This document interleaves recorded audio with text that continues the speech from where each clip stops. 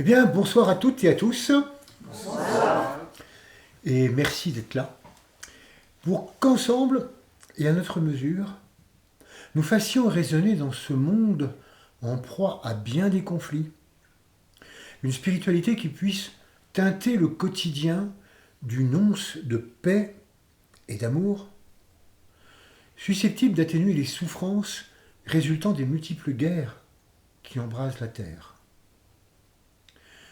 Nous rappelions la fois dernière la phrase de Marc Aurèle « Donnez-nous la force de changer ce que je peux changer, le courage d'accepter ce que je ne peux pas changer et la sagesse de faire la différence entre les deux. » Tout un programme quand il est question d'agir sur les événements du temps. Mais aussi tout un programme qui nous revient de mettre en œuvre pour que chacun d'entre nous puisse pacifier les rapports qu'il entretient avec lui-même, avec ses proches et tous les autres, pour irradier sur le réseau éthérique des ondes de paix, parce que ensemble nous pouvons véritablement contribuer à la paix des consciences. Ce qui s'affiche aujourd'hui, en ce deuxième temps d'automne, en résonance avec les énergies scorpions, c'est la manifestation de ce qui s'est préparé au cours de l'année. Nous sommes en phase d'intégration annuelle.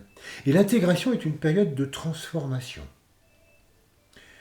C'est un peu comme si les énergies venaient impacter nos structures psychologiques et physiques, qui en fonction de leur degré d'acceptation ou de résistance, donnent lieu à des mutations plus ou moins conscientes, plus ou moins visibles et plus ou moins faciles.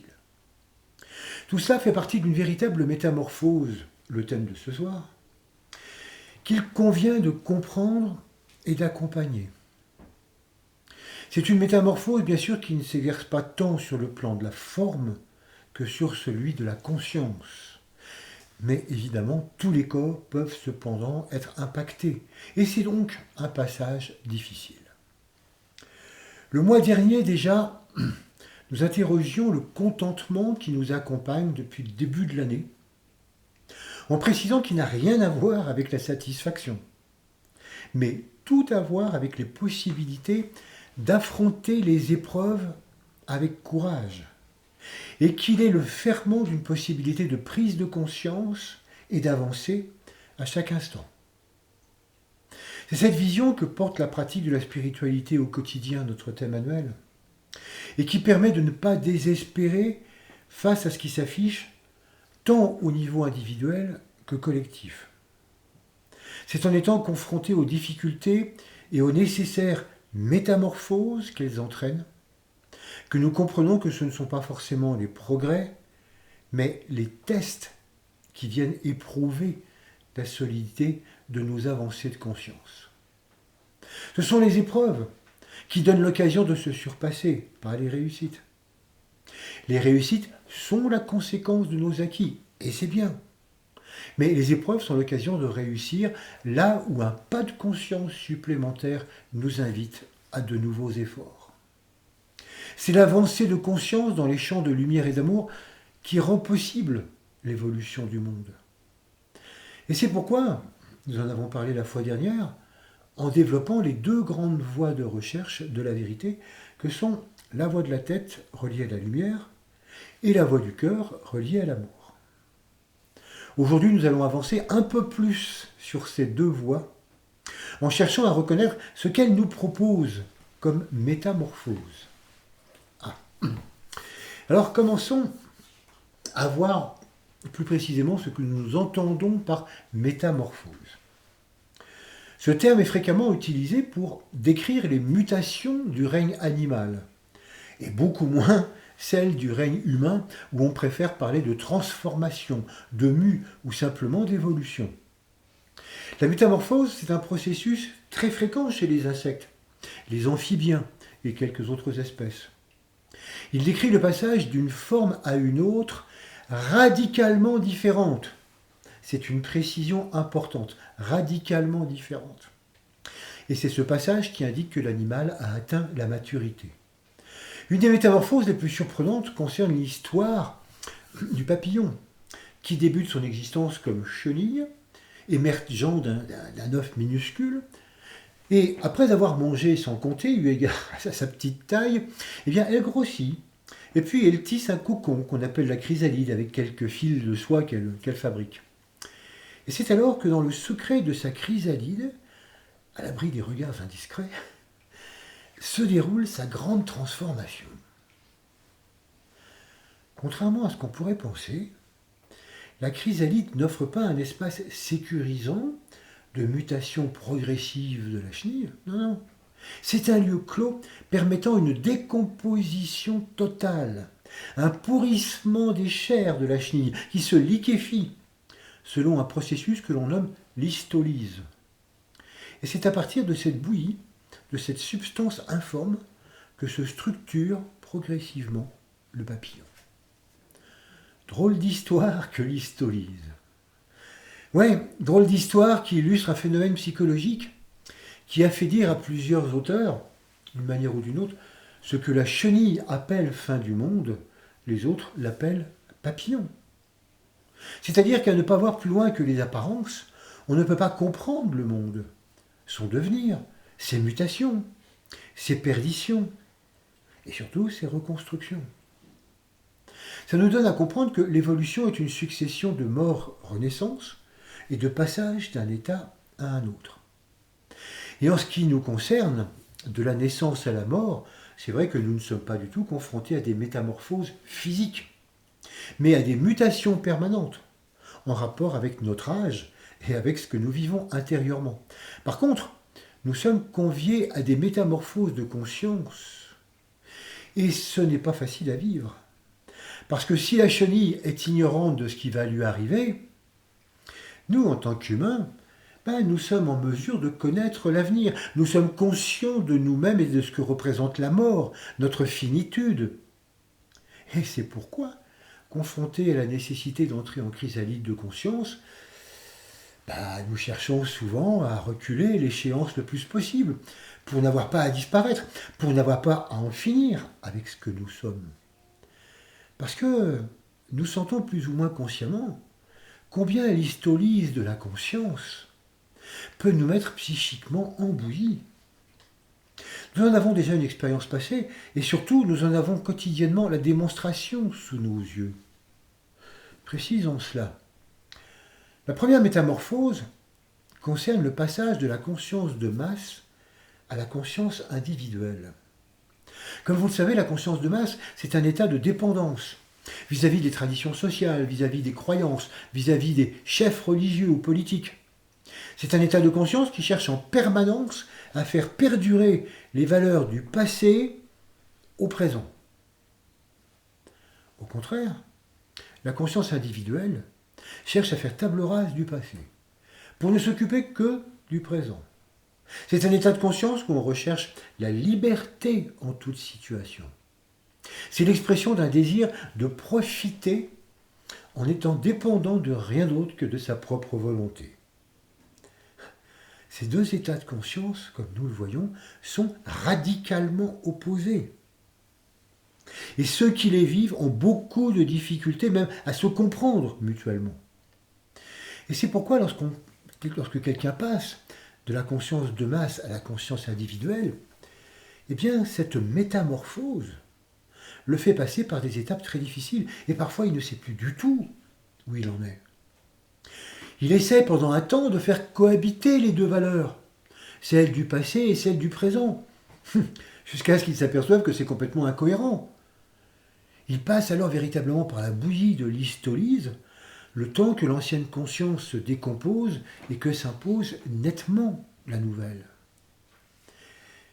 Et naturellement, il en est de même pour les sociétés et pour les pays.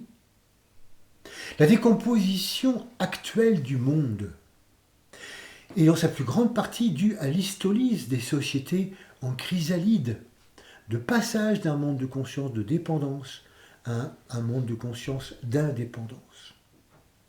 Parce que dans une même société, si certains poussent au changement, il y a de nombreuses chenilles conservatrices qui tiennent à maintenir l'état passé et résistent de toute leur force à la poussée de la métamorphose, pourtant inévitable. La seconde métamorphose concerne le passage de la conscience individuelle à la conscience d'ensemble. Et là encore, le changement est radical. Là encore, il y a bien souvent incompréhension mutuelle, voire même détestation de l'autre. Là où la conscience individuelle est pur égoïsme, la conscience d'ensemble est interdépendante, coopérative et solidaire. Là où la conscience individuelle ne cherche qu'à réussir sa vie, la conscience d'ensemble cherche à participer à l'épanouissement de la vie planétaire. Là où la conscience individuelle ne s'occupe que de l'instant présent, la conscience d'ensemble prône des valeurs qui peuvent apparaître comme futuristes. Alors, cette seconde métamorphose est fondamentale parce que c'est là que l'humain devient ce qu'il est fondamentalement. En effet, il faut rappeler que nous sommes un être hybride absolument incroyable. Nous sommes fondamentalement un esprit, une âme, doté d'une conscience globale qui est la caractéristique du cinquième règne de la nature. Cette âme cherche à créer, à travers une personnalité, dotée d'une conscience individuelle, qui est la caractéristique du quatrième règne de la nature, l'humain. Et cette personnalité, à son tour, utilise un corps animal, doté d'un instinct intelligent, et relié au troisième règne de la nature. 3 règnes pour nous. Évidemment, lors de l'involution et de l'évolution, nous sommes amenés à vivre, puis à dépasser successivement les stades de conscience, de l'instinct intelligent, de la conscience individuelle, pour pouvoir retrouver ce que nous sommes essentiellement, à savoir donc cette conscience globale. Voilà pourquoi cette seconde métamorphose est particulièrement importante. En effet, elle amène chacun à quitter la conscience de soi du quatrième règne de la nature, donc le règne humain, pour pénétrer dans la conscience globale de l'âme, le cinquième règne. Cette métamorphose qui conduit du personnel à l'impersonnel est un bouleversement de conscience, à tel point que, là aussi, bien souvent, en le vivant, chacun peut avoir l'impression d'être en bouillie intérieure, et je pense que nous avons l'expérience de cela. Cette métamorphose, là encore, se répercute bien sûr sur la vie des sociétés et des nations. Là encore, nous retrouvons la résistance à l'arrivée de la conscience de partage, de solidarité et de respect de toute vie, par l'affirmation renforcée de l'ultralibéralisme économique, du nationalisme et de l'exploitation irrespectueuse des autres règnes. C'est un autre aspect de la bouillie actuelle du monde. Alors ce soir, nous n'allons pas parler de la première métamorphose, mais de la seconde, qui concerne au plus près tous ceux qui s'intéressent à la mise en pratique de ces enseignements. Symboliquement, en tant que règne humain, nous pourrions être comparés au stade de la chenille, qui précède le stade lumineux du papillon, que nous devenons lorsque nous rejoignons l'âme que nous sommes. Or, lorsqu'on contemple un papillon, on ne pense pas forcément à la chenille. Et si on décrit les différentes espèces de papillons, la classification des chenilles suscite nettement moins d'intérêt. Normal. Nous focalisons beaucoup plus sur la beauté finale que sur ce qui la précède. Mais à l'inverse, en ce qui concerne la métamorphose qui mène du règne humain au règne suprahumain, la focalisation se fait beaucoup plus sur la chenille que sur le papillon.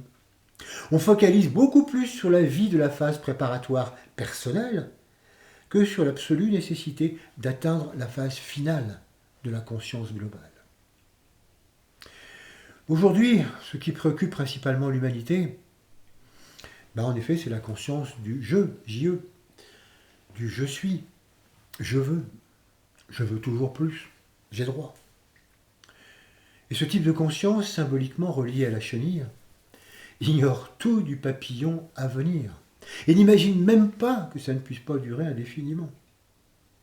Et pourtant, sans métamorphose, mais ce serait l'avenir même de la planète qui serait remis en question.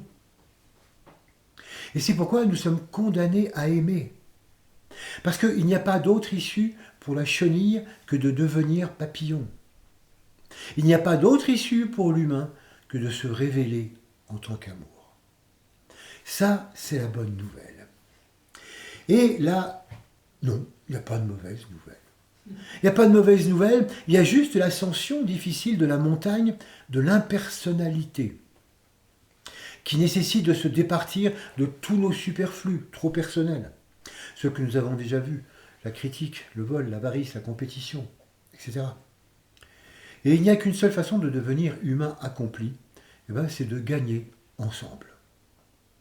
Et pour ça, nous devons accepter de nous oublier, d'accepter de relativiser l'importance accordée à l'individu, au moi-je, qu'il soit individuel ou étatique, pour s'engager dans une prise en compte systématique de plus grand que soi, qui conduit inévitablement à une conscience globale. Si dans la vie animale, la métamorphose permet d'atteindre la maturité et la pleine possession de ses moyens pour assumer son rôle au mieux, il en est de même pour l'humain. Toute métamorphose invite à croître en conscience et en responsabilité créatrice. Ce qui donne tout son sens à la phrase de Teilhard de Chardin, « Nous ne sommes pas des êtres humains vivant une expérience spirituelle, mais nous sommes des êtres spirituels vivant une expérience humaine. » Alors prolongeons un peu l'analogie entre les chenilles et les humains. La destinée de toutes les chenilles, c'est de devenir papillons.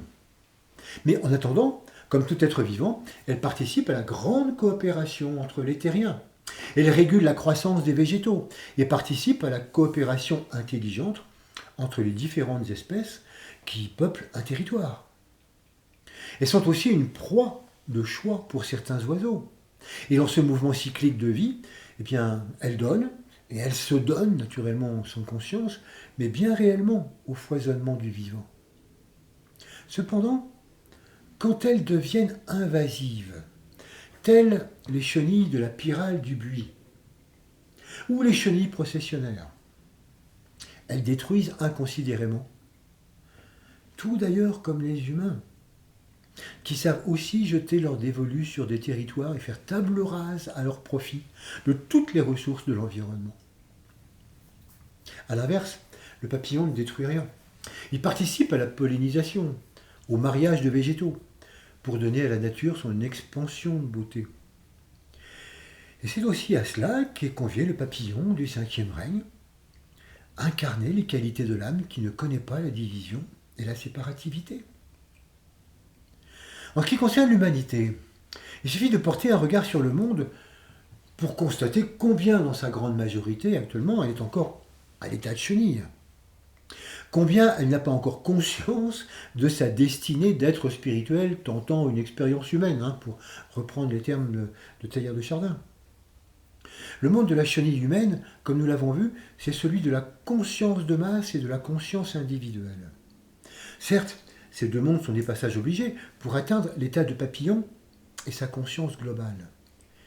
Mais lorsque ces états de conscience envahissent complètement l'ensemble de certaines sociétés, il y a un réel danger pour l'ensemble. Et force est de constater que nous en sommes là. Et que la majorité des humains qui sont ou qui vont passer en conscience individuelle donnent à l'atmosphère terrestre un parfum de guerre, de séparatisme et d'égoïsme, qui risque de durer encore longtemps, ce qui peut bien naturellement inquiéter pour l'avenir. Oui. Et c'est là que notre participation à la métamorphose est fondamentale. En effet, pour contrebalancer le poids du séparatisme, il revient à chacun d'entre nous de vivre de plus en plus l'amour. Alors évidemment, quand on est pris émotionnellement par les événements, dire que la seule solution est de contrebalancer ce qui se passe en vivant de plus en plus l'amour, ça peut sembler provenir tout droit d'un monde de bisounours. On aimerait des solutions plus énergiques et apparemment plus efficaces. Apparemment. Et c'est là tout le problème de la métamorphose que nous voyons ce soir. C'est qu'il est difficile d'y croire. Difficile d'être persuadé que c'est par l'effort de chacun d'entre nous à aimer plus au quotidien que des changements importants se produiront dans le monde. Ce manque de foi et donc d'engagement envers l'amour a sans doute un effet retardateur beaucoup plus important que n'importe quel autre problème. Ça, faut vraiment y penser. Alors, on peut toujours objecter le fait qu'il y a encore des milliards de personnes qui vont passer en conscience individuelle et que tout ceci ne peut que s'aggraver. Mais c'est oublier l'influence croissante du cœur. En effet, le passage à la conscience individuelle, lui aussi, évolue. Et plus tard, il n'aura pas les mêmes funestes conséquences qu'aujourd'hui. En effet, dès que le nombre de personnes en conscience d'ensemble sera suffisant pour faire basculer les valeurs de la société, une éducation nouvelle se mettra en place pour permettre à chacun de s'individualiser sans pour autant déverser dans les dérives de l'individualisme forcené. Et c'est là déjà notre responsabilité à chacun vis-à-vis de tous les processus d'éducation. Il est donc important d'avoir constamment en tête l'idée de la métamorphose. C'est ce qui nous permet de comprendre que nous sommes à la fin d'un monde et à l'aube d'une ère nouvelle. Cette idée de métamorphose, elle nous permet aussi de comprendre, chose importante, qu'entre les deux, il y a une histolyse civilisationnelle, inconfortable, et qui semble s'éterniser, parce que nous n'avons pas encore complètement tourné la page de l'ancien monde, et ce qui s'écrit sur la nouvelle reste encore bien incertain. On aimerait que ça aille plus vite, mais il faut tenir compte que tout le monde n'est pas prêt au même moment. En Occident, la plupart de nos organisations sociétales fonctionnent encore à partir des idées sociales, politiques, économiques, nées au XIXe siècle et appliquées progressivement au XXe siècle. Tous les compartiments de la société, qu'il s'agisse du rapport au travail, au loisir, à la consommation, dépendent de valeurs qui sont aujourd'hui dépassées, si nous voulons écrire une page plus collective. Les valeurs concernant et gouvernant l'Orient et le Moyen-Orient, là aussi, bien loin de porter le génie de leur histoire passée, cristallisent sur des dogmes déconnectés de toute réalité quotidienne. Donc, la fin d'un monde semble bien se dessiner partout. Mais le début d'une nouvelle civilisation, née d'une nouvelle pensée, apparaît également à celui qui veut bien le voir. Il nous faut accueillir donc la bouillie de la chrysalide du monde en devenir, en sachant que cette métamorphose est indispensable pour pouvoir renaître en terrien uni et respectueux des rythmes de la Terre. Au siècle dernier, il y a fort longtemps, en 1968, en plein boom d'une jeunesse en pleine conscience individuelle, on scandait « Une seule solution, la révolution ! Une seule solution, la révolution !» Il était interdit d'interdire et le monde devait jouir absolument sans entrave, en Occident bien sûr. Aujourd'hui, si nous voulons ne pas aller dans le mur, on pourrait dire une seule solution, la métamorphose. Carrément. Mais comment s'y prendre? Est-ce qu'il faut tout métamorphoser d'un coup? Est-ce qu'on peut le faire? Non, bien évidemment. Avant de devenir papillon, il y a des étapes intermédiaires à l'intérieur de la chrysalide. Et ce soir, nous avons choisi d'en développer trois étapes intermédiaires, 3 pas de métamorphose. Les 2 premières étapes concernent des métamorphoses qui touchent les voies de la tête et du cœur, dont nous avons parlé la fois dernière. Et la 3e est en rapport avec ce qu'on pourrait appeler la voie de la volonté, que nous n'avons pas vue la fois dernière. Donc, comment mettre en œuvre la métamorphose sur ces 3 voies? Commençons par la métamorphose mentale. Elle consiste à transformer complètement l'utilisation créatrice de la pensée. Transformer l'utilisation créatrice de la pensée. Elle consiste à métamorphoser une pensée concrète à usage personnel en une pensée impersonnelle à destination collective.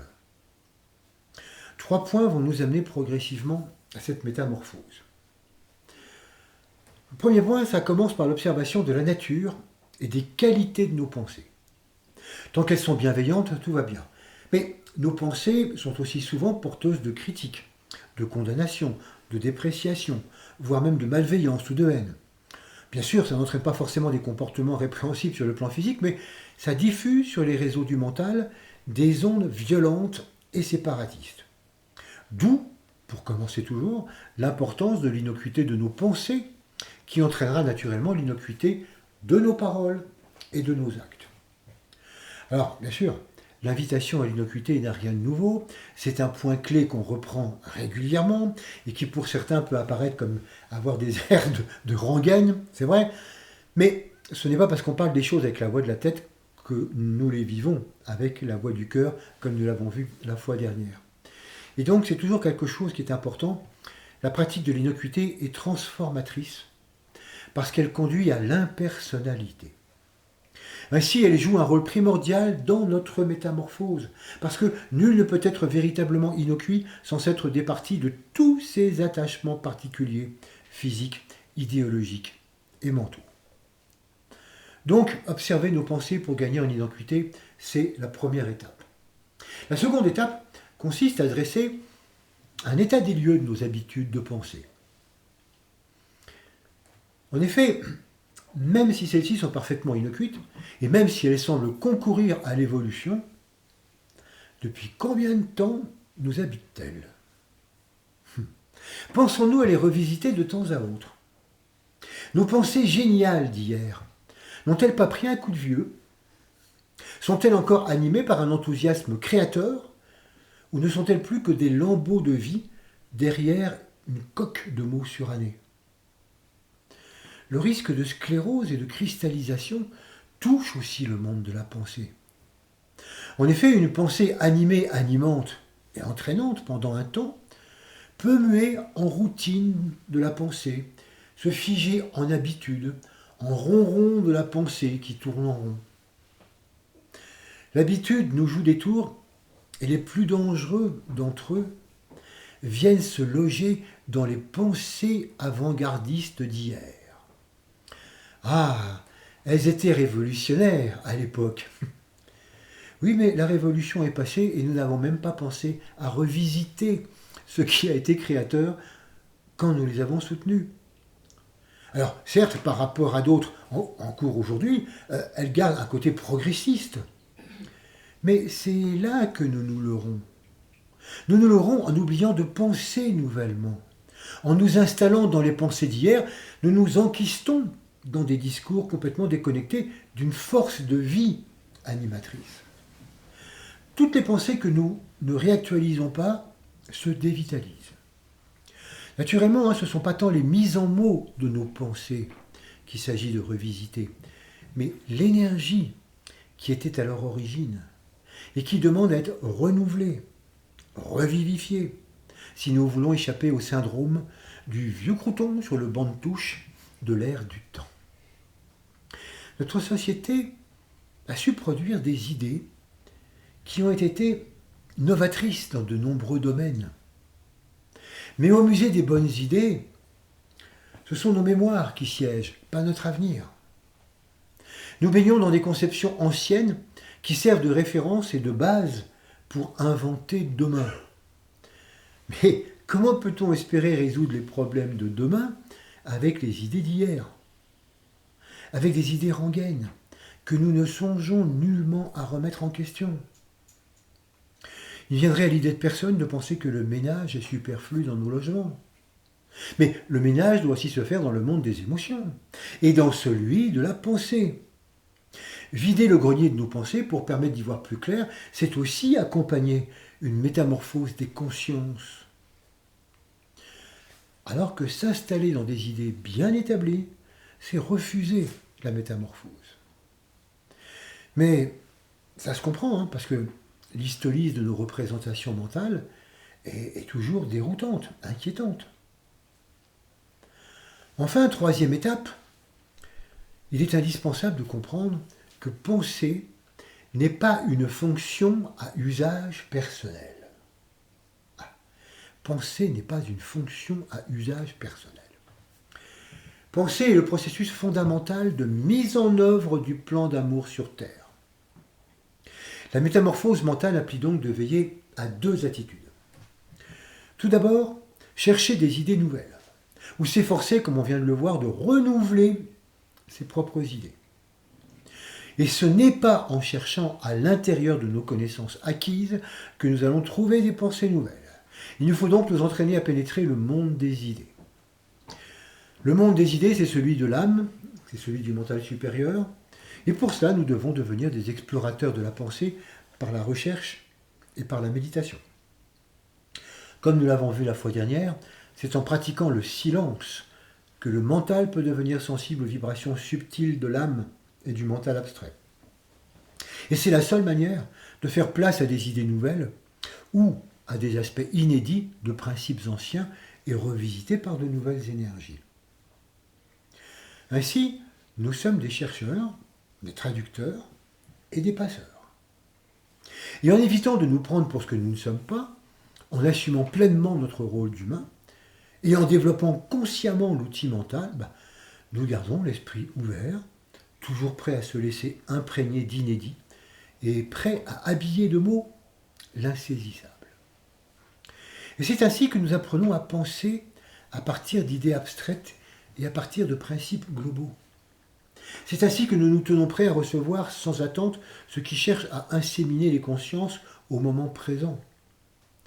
Se mettre à disposition et mettre à disposition son mental pour écouter la voix du silence, eh bien c'est là un acte d'oubli de soi auquel chacun est invité. Le deuxième point sur lequel veiller pour sortir de l'usage personnel de ses pensées consiste à s'intéresser au monde concret de la pensée humaine et de ses opinions. Si on considère à juste titre que ce n'est pas du tout dans cette sphère que les pensées nouvelles arrivent, il peut y avoir du coup une nette tendance à se désintéresser complètement de ces intellectualismes ou de toutes les opinions qui circulent dans les médias. Mais il n'en est pas moins vrai que c'est là que se situe l'état actuel de la pensée de l'humanité, sur laquelle nous cherchons à agir. Il est donc de la plus grande importance de la considérer et de suivre ces évolutions. Pourquoi ? Parce que l'actualité de la pensée humaine vibre sur une certaine note. Et c'est cette note qui détermine ce qui peut être accueilli et accepté par un nombre conséquent d'individus. En effet, les idées trop avant-gardistes n'ont aucune chance d'être reçues. Les idées novatrices ne fleurissent que sur les courants de pensée et d'opinion qui peuvent les accueillir. Ensuite, ces idées nouvelles peuvent être reprises par les écrits, par les médias, se diffuser et s'insinuer progressivement en se frayant un chemin dans le mental collectif. Il faut donc apprendre à accorder le possible à l'acceptable. Si nous voulons par la pensée apporter une graine supplémentaire à la pensée des hommes. Les idées qui ne correspondent pas non plus aux besoins évolutifs et immédiats d'une société restent lettres mortes et n'ont aussi aucun impact. C'est donc en nous intéressant au courant de pensée de la société que nous pouvons amener les pensées qui la feront évoluer. À défaut, si l'écart de conscience, si l'écart vibratoire est trop grand, ça générera des résistances qui seront beaucoup plus difficiles à dépasser ensuite. Toute précipitation court le risque d'enrayer le bon déroulement d'un processus, de le ralentir ou de l'avorter pour un temps. C'est donc en veillant à ces deux attitudes mentales qui consistent à être à l'écoute des aspirations nouvelles et être à l'écoute de la pensée contemporaine pour tenir compte au mieux des capacités du terrain, que nous adaptons au mieux les pensées essentielles à ce qu'il est possible de mettre en œuvre. La métamorphose mentale nous conduit donc à être présents sur deux niveaux différents, pour pouvoir être à la fois récepteurs et acteurs, tant dans les mondes formels que dans les mondes informels. Et naturellement, ça nécessite d'être impersonnel. Par conséquent, quand nous comprenons l'importance du mental, dans toutes ses dimensions, quand nous comprenons à quel point ce sont nos pensées qui créent le monde dans lequel nous vivons, la métamorphose du mental apparaît bel et bien comme une nécessité absolue. Mettre fin aux idées de l'ancien monde et en préciser de nouvelles, susceptibles d'être accueillies et de prendre racine, c'est une véritable métamorphose dont nous devons prendre toute la mesure. La seconde métamorphose qui se dessine pour nous concerne l'ouverture du chakra du cœur. Elle est aussi fondamentale et indispensable que la première parce que c'est elle qui conduira à une ère de juste relation et à une ère de partage. Alors, comment se présente à nous la métamorphose de l'amour ? Pour reprendre notre symbole, c'est la métamorphose de l'amour émotionnel de la chenille en l'amour impersonnel du papillon. Et c'est ce qu'on appelle aussi le passage au cœur. L'amour, c'est le but de l'évolution. Il en est sa réalisation ultime. Et c'est pourquoi l'essentiel de l'apprentissage de l'humain réside dans sa capacité à entrer progressivement dans la réalité de l'amour. Ça peut paraître paradoxal à la lumière des événements actuels, mais l'humanité a beaucoup progressé dans sa capacité à aimer. Ainsi, au fil des vies, des époques, des civilisations, l'individu a appris progressivement à se reconnaître, à se considérer et à s'aimer lui-même. C'était là un préalable pour reconnaître, considérer, respecter et apprécier les autres. C'était une étape indispensable pour que l'humain commence à prendre conscience de son environnement et le respecte. Naturellement, dans ce sens, le verbe aimer est synonyme d'apprécier. Car plus l'humain avance dans la conscience individuelle, et plus il cultive ce qu'il apprécie, et même si c'est au détriment de ses congénères. Et puis, au cours de l'évolution, nous apprenons que le véritable amour, ce n'est pas apprécier, mais prendre en compte. Alors, de vie en vie, nous progressons en prenant en compte un cercle de plus en plus large de personnes avec lesquelles nous nous sentons en affinité sociale, politique, religieuse, nationale ou autre. Et il est évident que dans un premier temps, cette prise en compte exclut de fait tous ceux qui sont en dehors du cercle de nos sympathies qui s'agrandit. Mais c'est un progrès. En effet, parvenir à prendre en compte l'humanité tout entière, sans faire de différence entre ceux qu'on apprécie moins et ceux qu'on n'apprécie pas du tout, exige un degré d'abnégation et d'oubli de soi qui ne se décrète pas du jour au lendemain. Et ce, quel que soit notre niveau. Cette métamorphose, donc, implique de quitter le monde des identifications aux valeurs personnelles et implique d'oublier ses préférences pour accueillir et comprendre chacun, quel que soit son stade d'évolution.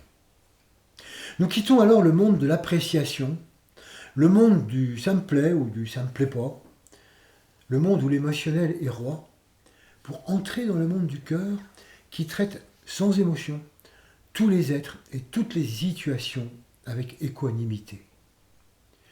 Et c'est dans ce passage que s'entame la métamorphose qui mène à la delphité. Et là, à nouveau, il est nécessaire de bien distinguer entre la voix de la tête et la voix du cœur. En effet, si on reste sur la voie de la tête, on peut arriver à un moment donné à considérer mentalement cette adelphité comme une évidence. On peut parvenir à adopter complètement l'idée que tous les terriens forment une unité au sein de la planète. Enfin, ça va de soi, on est d'accord. C'est ainsi qu'on peut être persuadé, du coup, de parvenir à l'amour, puisqu'on s'efforce de penser en termes de globalité. On y est. Oui, l'ennui, c'est que ça fait déjà quelques siècles qu'il est question mentalement de fraternité universelle et d'égalité en droit. Et que dans la réalité, il reste encore beaucoup à faire pour considérer chacun avec la même attention et le même respect.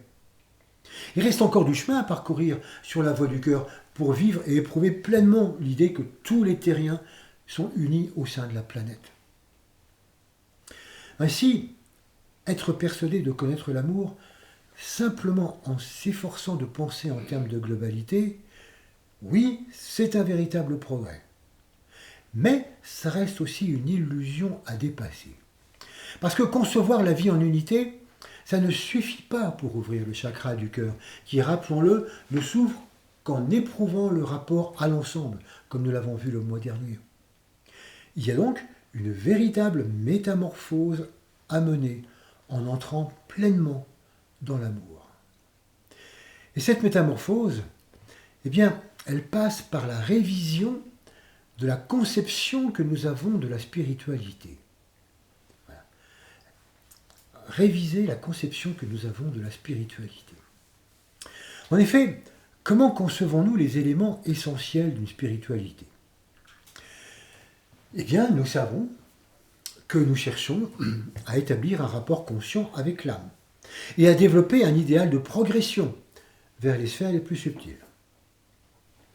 Nous savons que l'amour doit tenir une place prépondérante dans cette progression et nous nous efforçons d'inclure et de penser plus globalement. Nous savons également qu'à partir du moment où nous vivons quelque peu en tant qu'âme, il se produit un rayonnement à travers la personnalité appelé le service par radiation. Et enfin, nous savons qu'en progressant sur la voie de la tête, nos conceptions mentales globales abstraites peuvent déboucher sur des formes pensées permettant la progression de l'humanité. C'est ce que nous appelons le service mental. Très bien. 4 points qui peuvent définir ce que peut être une spiritualité. Ok. Et alors, nous nous trouvons avec tous ces savoirs au même point que le jeune homme riche qui vient voir Jésus, en lui disant qu'il a suivi tous ses enseignements, toutes ses recommandations, qu'il donne une grande partie de son argent aux pauvres et du coup qu'il s'interroge sur la suite à donner à son évolution. Dans la conception habituelle que l'on a d'une démarche spirituelle, la méditation, l'étude, le service sont un trio gagnant. Et là, le jeune homme riche, il coche toutes les cases. Il a tout bon. Comme nous d'ailleurs, parfois. Mais alors que faire de plus ? En quoi vivre une métamorphose supplémentaire ? À la requête sincère du jeune homme riche, nous savons que Jésus répond « Ok, laisse tout et suis-moi ». Or, le jeune homme riche estima que ce saut de conscience était trop grand pour lui, il s'en retourna. Et Jésus, loin de condamner naturellement son attitude, s'en saisit pour enseigner ceux qui l'entouraient. Et il expliqua combien cette attitude était normale, tant ce jeune homme avait de grands biens. Mais ce n'est pas à sa richesse matérielle que Jésus faisait référence, c'est à sa richesse intérieure, à tout ce qu'il avait accumulé comme savoir, comme qualité comportementale, comme satisfaction de sa propre recherche, comme amour de lui-même en tant que disciple dévoué, qui fait tout ce qu'il faut pour aller dans le sens de son maître. Alors, comment être impersonnel quand on tient à toutes ces richesses ? La voix de la tête a tout compris, a bien organisé la vie comportementale, mais comme il n'y a pas véritablement d'oubli de soi, il manque le cœur. D'un point de vue personnel, le jeune homme riche vivait réellement une belle spiritualité. Il s'était efforcé de correspondre à un modèle de sainteté, mais il tenait encore trop à ce modèle pour l'abandonner. Ce que lui proposait Jésus, c'était le passage à l'impersonnalité, la métamorphose qui permet de passer au cœur. Laisse tout et suis-moi. La difficulté du jeune homme riche à ce passage entre les mondes est là pour nous aider à réaliser que suivre à la lettre des enseignements et tenir à sa démarche spirituelle, ça ne permet pas le changement et la métamorphose du cœur. L'oubli de soi pour pouvoir aimer l'humanité s'avère indispensable pour ouvrir le cœur. Par conséquent, passer de l'amour de sa démarche spirituelle à l'amour de l'humanité, c'est la plus grande épreuve à laquelle nous sommes tous confrontés. Passer de l'amour de sa démarche spirituelle à l'amour de l'humanité, c'est la grande épreuve à laquelle nous sommes tous confrontés. Et c'est ce qui nous amène à changer complètement nos priorités. C'est ce qui nous amène et nous invite à une métamorphose spirituelle profonde. Plutôt que d'essayer d'aller toujours plus haut pour satisfaire notre recherche mentale et spirituelle, réalisons que nous avons à devenir des personnes complètement dévouées à l'évolution de l'humanité. Bien sûr, ça ne veut pas dire arrêtez de méditer, arrêtez de lire et allez vous dévouer sur le terrain à une cause ou à une autre. Non. Le changement de priorité fait que ce qui dans notre vie était un but devient un moyen. Il est évidemment normal, dans un premier temps, de considérer que la méditation, les études ésotériques, etc., sont le but spirituel vers lequel nous tendons. Mais la voix du cœur nous demande de les considérer simplement comme des moyens afin d'atteindre un état d'être, d'atteindre des qualités, des idées qui sont là pour servir le but, à savoir l'évolution de la fraternité humaine, les justes relations sur Terre entre tous. Et c'est ainsi que peu à peu, nous lâchons tout. Non pour suivre Jésus ou un autre instructeur de l'humanité, mais pour suivre le chemin de l'amour. Ceci est bien sûr symbolique, il ne doit pas être pris au pied de la lettre, mais si la métamorphose des consciences doit advenir pour l'ensemble des humains et conduire à l'unité grâce à l'évidence de l'impersonnalité à l'œuvre, il est évident que tous ceux qui sont engagés dans une démarche spirituelle ne sont pas les seuls à œuvrer au bien commun. Parmi les politiques, les scientifiques, les financiers, les économistes et bien d'autres, il y a des hommes et des femmes qui sont déjà pleinement engagés pour le bien de l'ensemble. Mais si du point de vue de la recherche spirituelle, il est normal dans un premier temps de considérer l'étude et la méditation comme un but, eh bien ce n'est qu'une étape que la voix du cœur demande de reconsidérer pour incarner les principes qui occupent notre mental. Et là encore, la patience, la persévérance sont de rigueur. La métamorphose passe par de multiples étapes qui nous conduisent à laisser joyeusement nos richesses, nos excellences, nos buts adorés, notre sens de la vie, pour nous donner au courant d'amour que doit incarner l'humanité. Mais parvenir à aimer l'humanité prise comme un tout, ça ne nous est pas encore pleinement accessible, quelle que soit notre bonne volonté. Nous sommes limités dans notre capacité d'aimer. Et dépasser progressivement ces limites constitue à l'heure actuelle un de nos principaux défis. Alors, pour nous résumer sur le cœur, nous avons vu que ce n'est pas parce que nous sommes très engagés dans une démarche spirituelle que nous nous ouvrons pour autant au cœur. En effet, cet engagement est le plus souvent relié à un désir profond de la personnalité. Or, aimer l'humanité exige d'être totalement détaché de l'émotionnel, pour éviter de réagir aux préférences, aux attirances, aux répulsions multiples qui traversent les rapports humains. Nous avons vu que la métamorphose du cœur nous demande d'accueillir tous les êtres et tous les événements en percevant la différence qui existe entre concevoir l'humanité comme un tout et se sentir pleinement solidaire de ce tout. La conception mentale est évidemment indispensable, mais elle peut demeurer sans effet sur la vie quotidienne des humains, alors que la voix du cœur, alliée au mental, amène de réels bouleversements. Et c'est ainsi qu'arrivé au seuil où s'en est retourné le jeune homme riche, il nous est de proposer d'avancer. Mais comment s'y prendre ? D'abord, en réalisant qu'aimer l'humanité en tant que personnalité, c'est tout simplement impossible. Vivre l'amour de l'humanité nécessite de se percevoir en tant qu'âme. Et naturellement, même si nous savons beaucoup de choses sur l'âme, même si nous connaissons les descriptions qu'en font les mystiques, nous nous heurtons toujours aux limites du mental, qui ne peut nous fournir que des représentations à partir de ce qu'il connaît ou envisage, c'est-à-dire une conception déconnectée du toucher intérieur que met en évidence la voix du cœur. Donc, avant de connecter l'âme des humains, il s'agit de commencer par se sentir soi-même âme. Et ça, c'est une véritable métamorphose. par rapport au ressenti qu'on a de soi en tant que personnalité. C'est un éprouvé d'inclusivité, de paix, de lumière, qui relativise tous les perçus et tous les vécus, tous les attachements de la personnalité individualiste.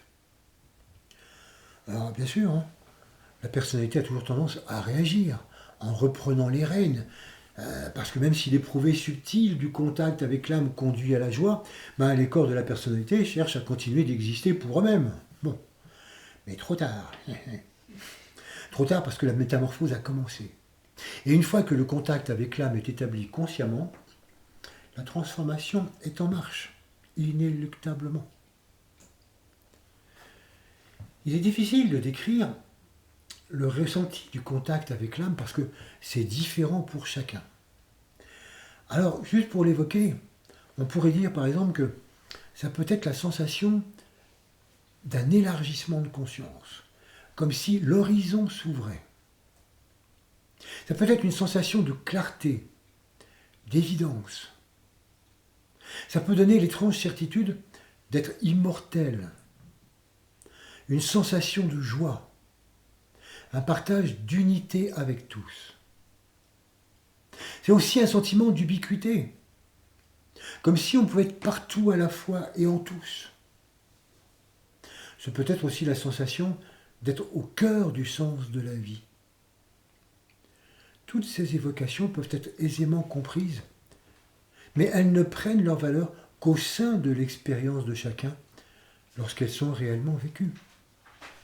Et ces contacts sont le point de départ de l'amour. En effet, l'âme est une énergie-conscience qui nous introduit dans l'universel, dans la communauté de vie, dans la delphité.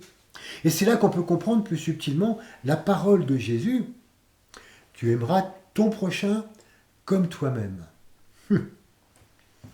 Cette phrase a souvent été comprise comme une injonction à transférer l'amour appréciation de soi, je m'aime, en un amour appréciation des autres, je t'aime comme moi-même.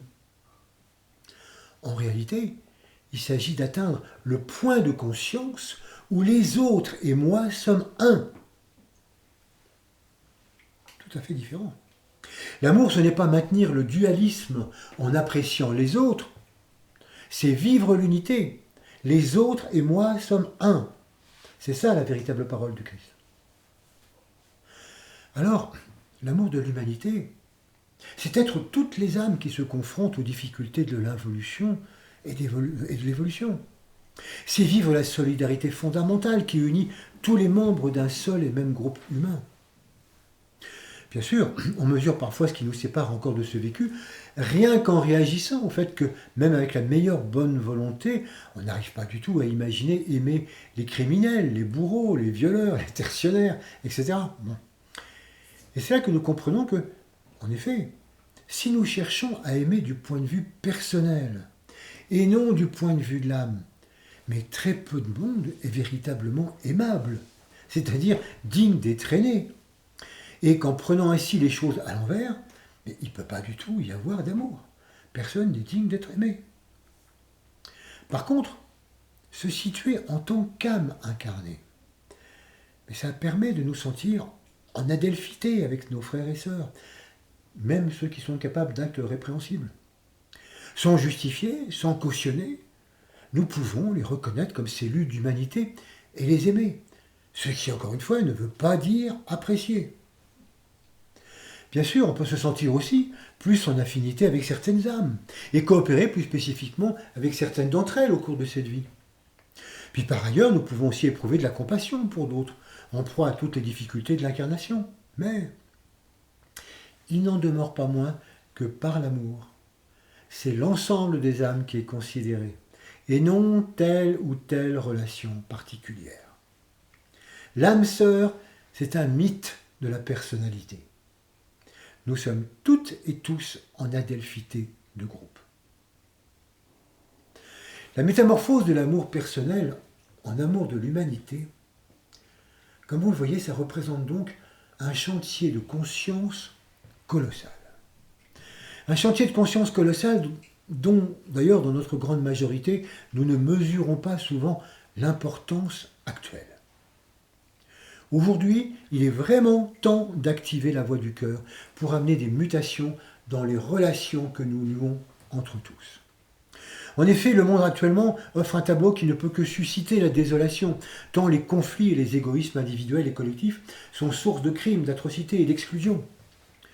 La tentation est grande d'y répondre au cas par cas, pays par pays, voire de travailler parfois uniquement à sauver sa peau, sans se soucier de ce qui se passe chez les voisins.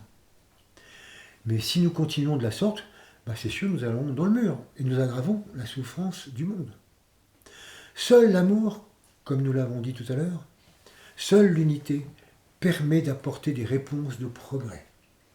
À défaut, les rancœurs, les rancunes prennent le dessus et entretiennent les guerres.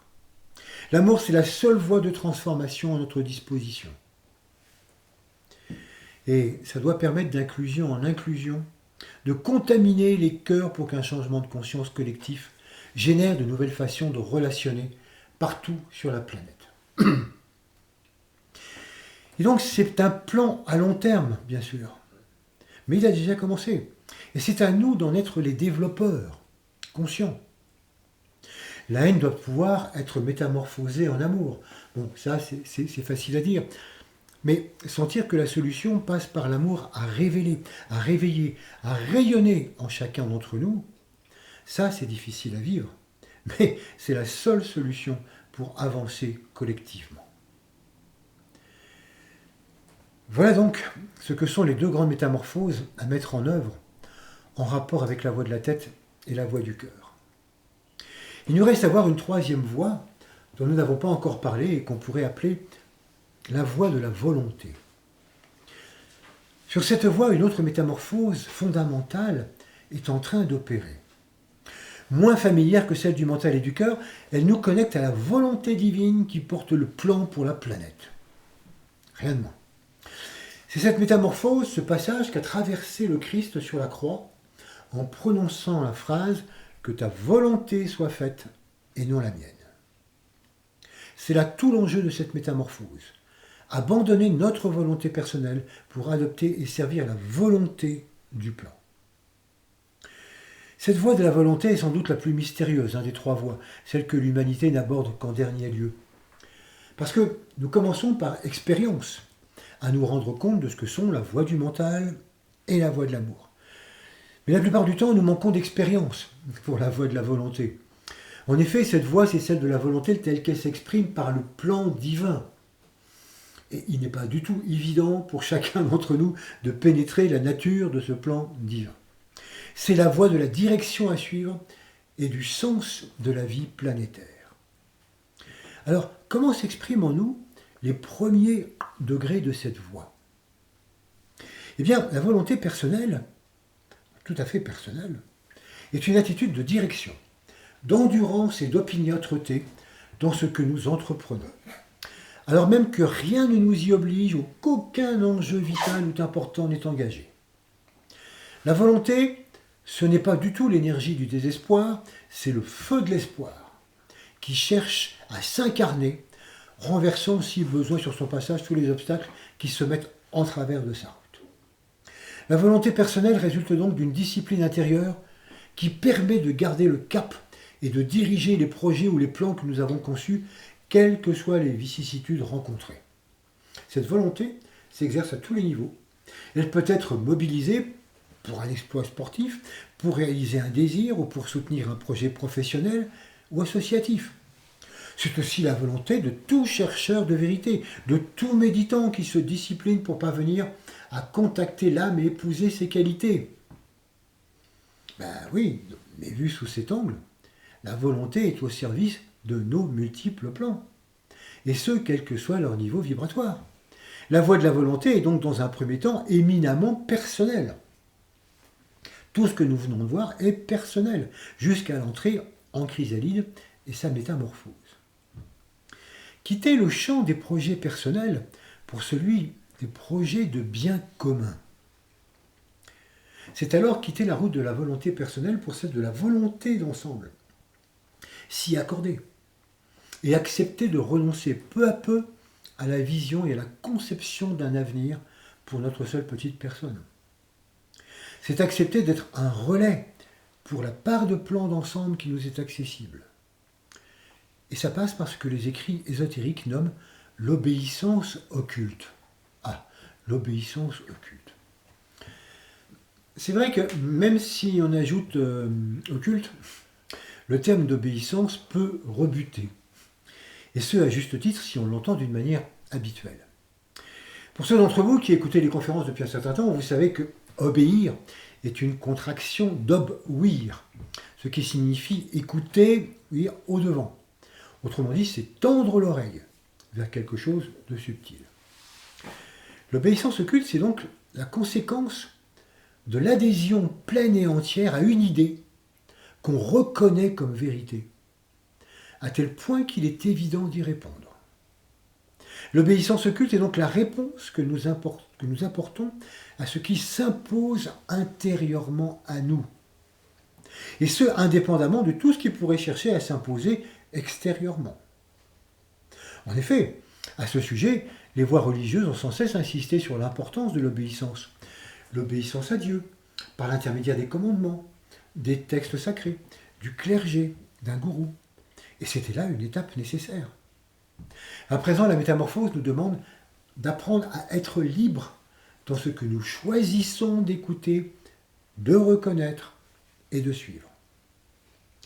L'obéissance occulte, c'est demeurer libre, car c'est s'en remettre à la volonté de notre propre âme, en réalisant qu'ainsi nous ne nous en remettons pas à quelqu'un d'autre, mais à notre aspect supérieur, puisque nous sommes l'âme. Alors la métamorphose opère, et nous cessons peu à peu de nous considérer avant tout comme une personnalité inspirée par l'âme ou obéissant à l'âme. Ben non, nous devenons vraiment l'âme. Nous devenons l'âme consciente du plan et cherchant à le mettre en œuvre à travers la personnalité. Du coup, nous basculons dans le 5e règne et nous renaissons en tant que membres de la communauté des âmes. Et alors l'évidence de notre rôle sur Terre s'impose de plus en plus clairement. Obéir, c'est aimer. C'est aimer, c'est transformer le monde afin qu'il puisse irradier l'amour. Alors certes, l'obéissance occulte n'est pas chose facile. Il est nécessaire d'avoir progressé dans la voie mentale et la voie du cœur pour y parvenir, parce que ça nécessite un certain détachement de soi-même et de ses intérêts, y compris spirituels, pour se vouer à l'intérêt de l'humanité et de tout ce qui vit sur Terre. Mais n'en déduisons pas pour autant, comme le jeune homme riche, que c'est trop tôt pour nous, pour l'instant. Non. Les 3 premiers pas de cette métamorphose sont tout à fait à notre portée. Le premier pas consiste à relativiser au quotidien l'importance de nos plans personnels, y compris surtout ceux que nous voulons pour l'ensemble, parce qu'ils demeurent personnels. Le deuxième pas est celui que nous pouvons faire quotidiennement dans la méditation, à travers le silence sur lequel peut s'imprimer, sans que nous nous en rendions toujours compte, l'évidence de ce qui doit être.